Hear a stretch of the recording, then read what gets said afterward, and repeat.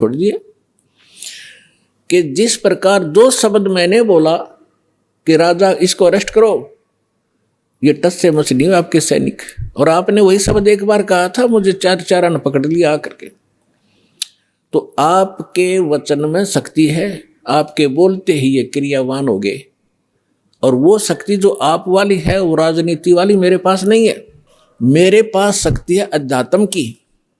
ठीक इसी प्रकार जो वचन मैं बोलूंगा परमात्मा की शक्ति सब पर कार्यवान हो जाएगी, और आप कहते रहना उसका कोई असर नहीं होगा। इसी से आप समझ लेना।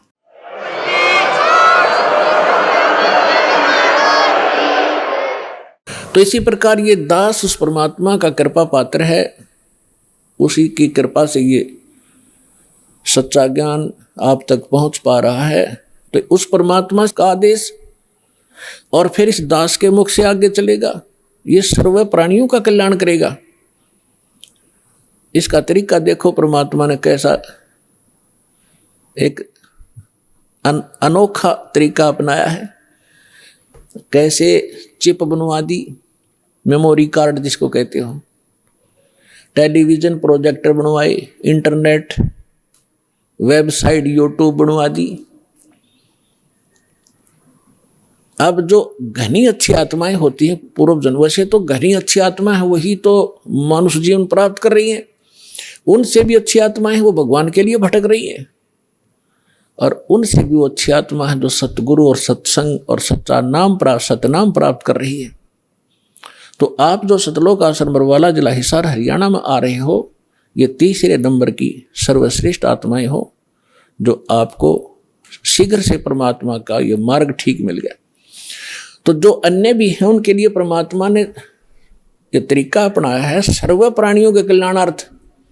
ये वाणी जो दास बोल रहा है रिकॉर्ड हो रही है, मेमोरी कार्ड बन रहे हैं,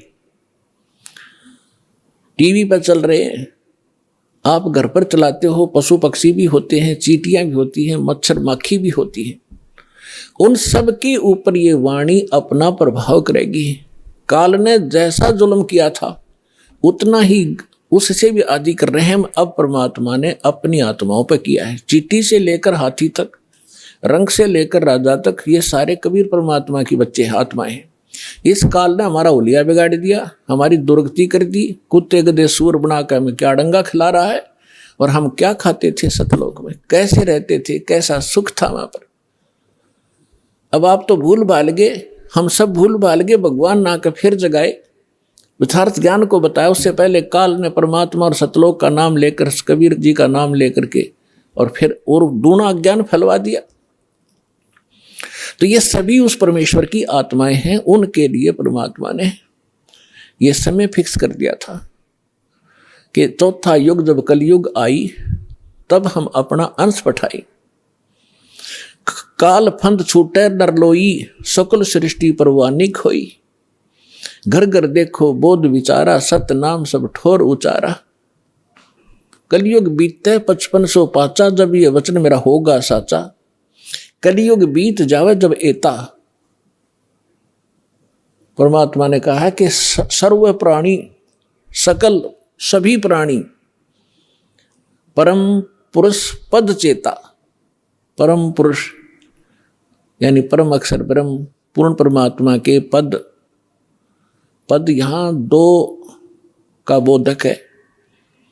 एक तो गीता अध्याय नंबर 15 के श्लोक नंबर 4 में कहा कि अर्जुन, तत्वदर्शी संत की प्राप्ति के उपरांत तत्व ज्ञान रूपी शस्त्र से ज्ञान को काटकर उसके पश्चात परमेश्वर के उस परम पद की खोज करनी चाहिए, जहां जाने के बाद साधक लौटकर फिर संसार में कभी नहीं आते, यानी पूर्ण मोक्ष प्राप्त करते हैं।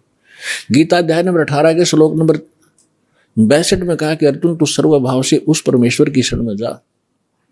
उसी परमेश्वर की कृपा से तुम परम शांति को और सनातन परम धाम, सनातन शाश्वत स्थान, उस स्थान को, उस परम पद को प्राप्त होगा। और यहां दूसरा पद का अर्थ है पद्धति। पद्धति माने परमात्मा के पाने की यथार्थ विधि, वो ज्ञान। तो परमात्मा कहते हैं कि कलयुग बीत जावे जब एता, 5500 5 कलयुग जब बीत लेगा, उसके पश्चात पूरे सभी सकल सृष्टि सारे प्राणी परमेश्वर के उस परम पद के चेता होंगे। चेता माने जानकार, ज्ञाता। और सतनाम सब ठोर उचारा। आज तक सतनाम ये बक क्या करते थे, न कख नहीं पता सतनाम है क्या चीज। सतनाम 2 अक्षर का मंत्र है, जिसमें एक ओम है, एक तत् है। ये मूल मंत्र है जो दास आपको देता है। जैसे इन कमलों में बैठे जितने भी देवता हैं, ये अधिकारी हैं यहाँ के। तो हम अपने लोग को तभी जा सकते हैं जब हम यहाँ सब के नो ड्यू सर्टिफिकेट ले लेंगे, क्लियरेंस मिलेगी। हम इनके ऋणी हैं, तभी हम यहाँ बांध रखे इन्होंने। तो प्रथम जो मंत्र आपको दिया जाता है 7 नाम का है। ये पहले 5 नाम का शुरू किया था परमेश्वर ने, धीरे धीरे आने वालों ने वो खत्म कर दिया, वो वैसे और नाम सेलेक्ट कर लिए।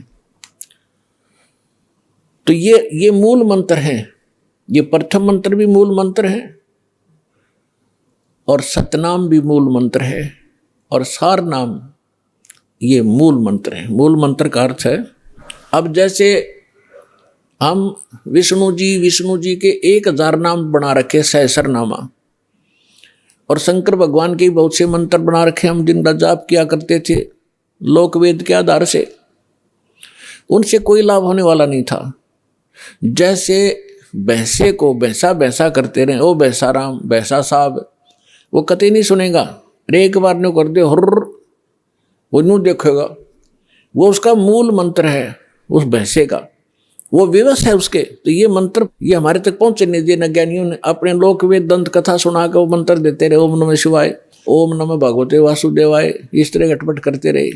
या सतनाम, ओंकार, रंकार, ये अटपट, ये कोई मंत्र है? ये है वो मूल मंत्र। इसी प्रकार ये सतनाम है, ये भी मूल मंत्र है। इनसे प्रभाव ज्यादा पड़ता है, एकदम सतर्क हो जाते हैं और तुरंत ही हमारी तरफ आकर्षित होते हैं ये शक्तियाँ। और तीसरा मंत्र है वो तो अनमोल मंत्र है, सारनाम जिसे कहते हैं। इसकी तो आज तक छींट भी नहीं लगने दी थी परमात्मा ने।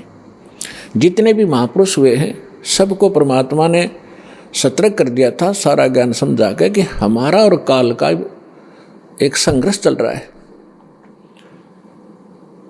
जब 5505 वर्ष बीत जाएंगे कलयुग की, उससे पहले इसको डिस्क्लोज नहीं करना। धर्मदास साहिब जी से कहा था, धर्मदास मेरी लाख दुहाई, ये सार शब्द और ये मूल ज्ञान तो दास साहब को बता रहे, ये है मूल ज्ञान। 33 अरब ज्ञान हम भाखा, 33 अरब वाणी बोली, और मूल ज्ञान हमने गुप्ती रखा है। ये है